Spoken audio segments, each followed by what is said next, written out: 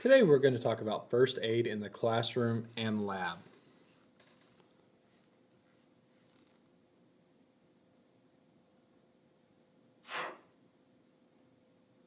First aid and lab safety are very important in this classroom lab environment.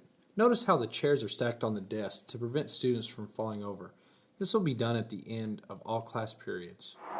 In the back of the classroom is the emergency cutoff switch. This is important for when we're inside the lab. Notice as we take a look around our room, the switch is located in the back of the classroom behind all of the student desks. In case of an emergency containing gas, electricity, fire, or water, come to the switch control panel and press the red cutoff switch button. Notice how right now the electricity green light is on.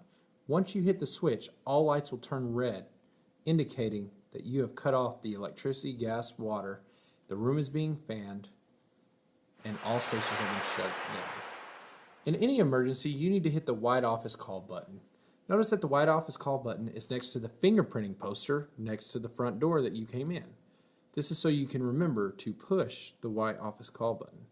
This is to happen anytime there's any type of emergency in the classroom. The white call button gets a hold of the campus police officer, the associate principal, as well as the nurse.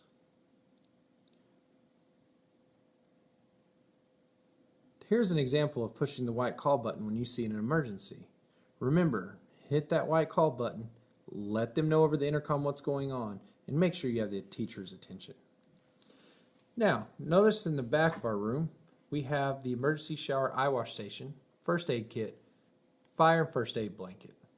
Next to that station, underneath the cabinet, is the first part of our personal protective equipment, or PPE. Notice we have eye protection, dust masks, aprons to cover you, and always have closed-toe shoes inside the lab. In the front of the classroom, if you look to the left in the second cubby hole, that is where the gloves are. Part of your personal protective equipment, or PPE, are gloves, which must be worn before or during all lab activities. Now, before and after wearing gloves, you need to make sure to wash your hands. Gloves come in the small, medium, large, and extra large size. When getting a glove, you need to make sure to inspect the glove to ensure there are no rips, tears, or holes in the glove. The glove size that you pick should fit on your hands snug, not too loose, but not too tight where you're ripping a hole in the glove when you're using it. Notice in this video how I'm still wearing my ring. All jewelry should be taken off to prevent ripping the gloves. Now, when taking the gloves off, you want to make sure you don't touch any exposed skin. In order to do this, just simply choose one side and pinch the inside of the glove, pull the glove inside out while simultaneously pulling it into a ball inside the other glove. Then, alongside your skin, not exposing your finger to any substance on the glove, come from the inside of the glove, turning it inside out and throwing it in the trash receptacle. Remember, before and after, you always need to wash your hands. When washing your hands, make sure you apply soap to your hands. Rub your hands vigorously together for 15 seconds under warm water. Make sure you don't get the water too hot so not to burn your hands. And make sure you're scrubbing your front, back of your hands, inside your fingers, and your wrists. After washing your hands for 15 seconds, go ahead and get whatever you're using to dry it, a paper towel.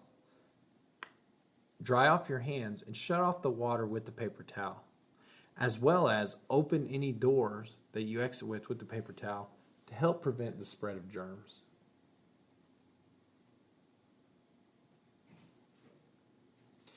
Now notice on the emergency eye wash and shower station, there's a first aid kit on top. If there are any instances of a small medical emergency, get the teacher's attention and press the white button if it calls for it. Go ahead and get it in the first aid box and notice what is in there. There are several types of bandages, assortment of bandages. There's small burn ointment, an ice pack, sterile iPads, different kind of gauzes and pads, medical tape, and scissors. Make sure that each of you today during the practical go through the first aid kit so you know what is in there and what their uses are. Remember to only apply this if the teacher is present. Otherwise, get another teacher's attention, press the white call button, and have the student seek immediate medical attention.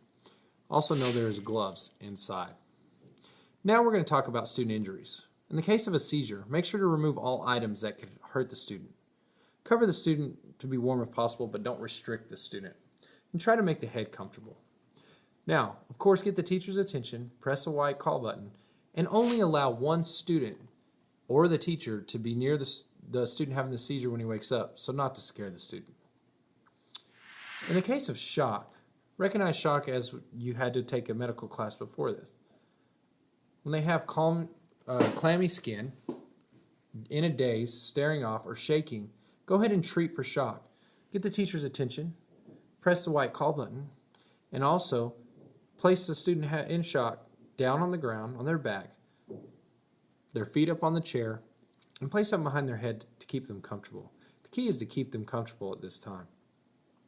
If during the time they are recovering and you're waiting for the nurse, the student starts to throw up, make sure to turn them over in what is known as the recovery position.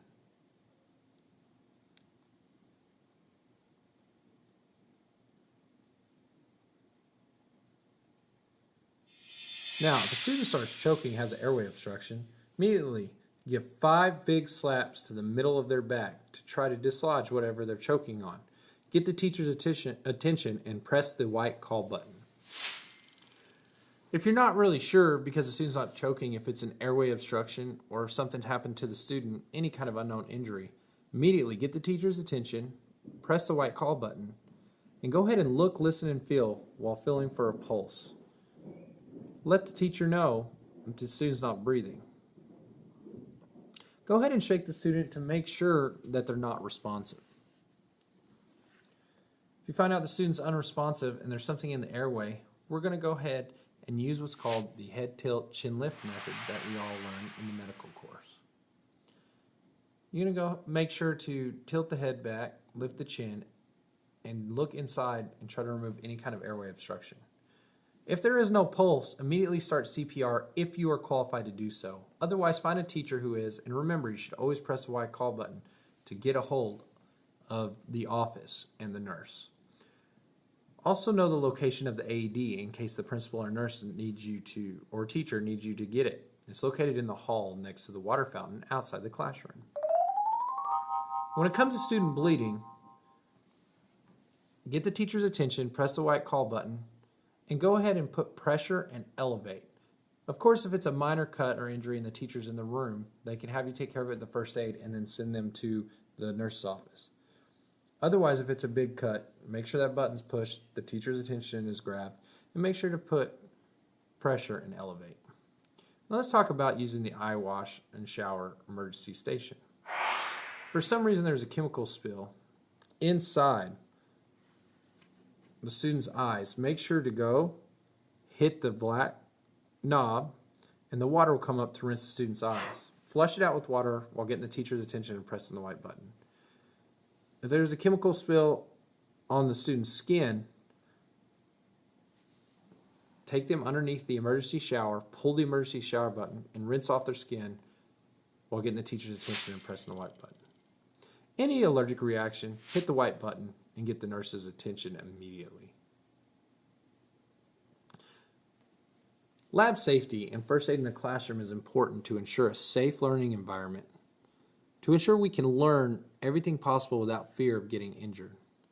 Now, we will go ahead and take a few moments to recognize all the emergency equipment in the classroom and practice real-world scenarios so you're prepared in case anything happens while you are inside the lab and classroom.